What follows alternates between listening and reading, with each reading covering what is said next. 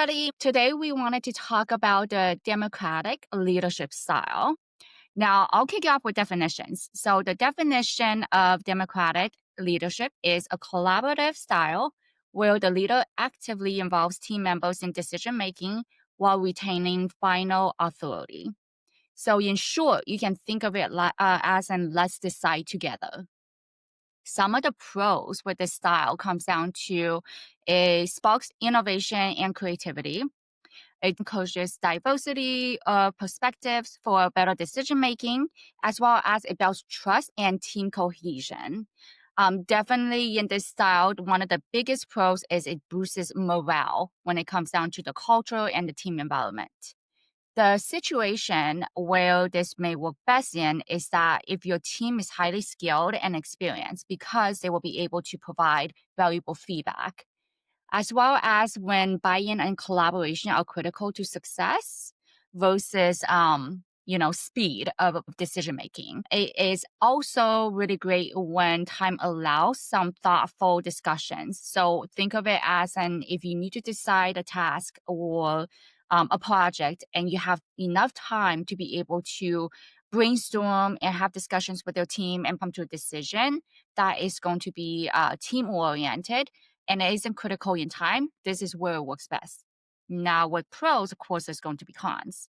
Spills, what would you say be some of the cons?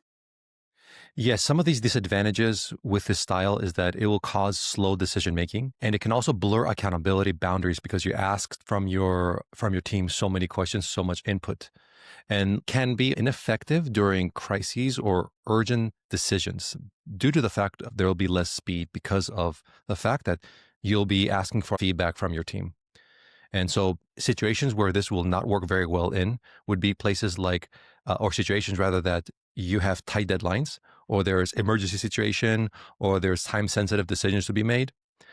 If the team is lacking expertise or confidence, and then if the culture expects firm decision, could be another reason why this style may not work really well with your team, depending on the environment you're in.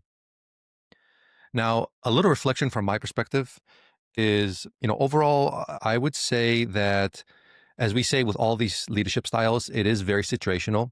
It is something that you can use the majority of time as a democratic style as long as it works with your company's culture. But it's definitely something that you have to pick your battles if, again, there's something that needs speed, or if something doesn't really need your team's input.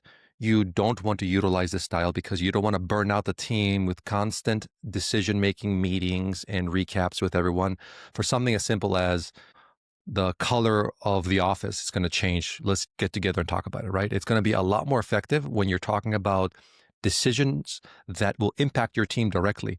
A good example of that would be things like standard operating procedures that the team is fully involved in because the team can be part of that solution. And if they're part of that solution, they will essentially champion behind that because they were part of making that decision together. It takes more time, but it pays dividends when you have decisions that are going to impact the team. Kiana, what do you think? I would agree that yes, it is very situational.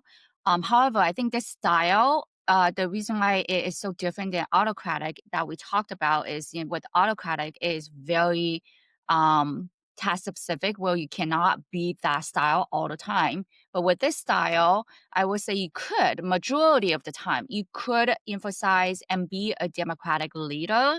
However, it is very much focused on knowing and prioritizing when you have to be able to switch out of it to make the firm decision that it was talking about, as well as knowing the importance of what truly is needing buy-in.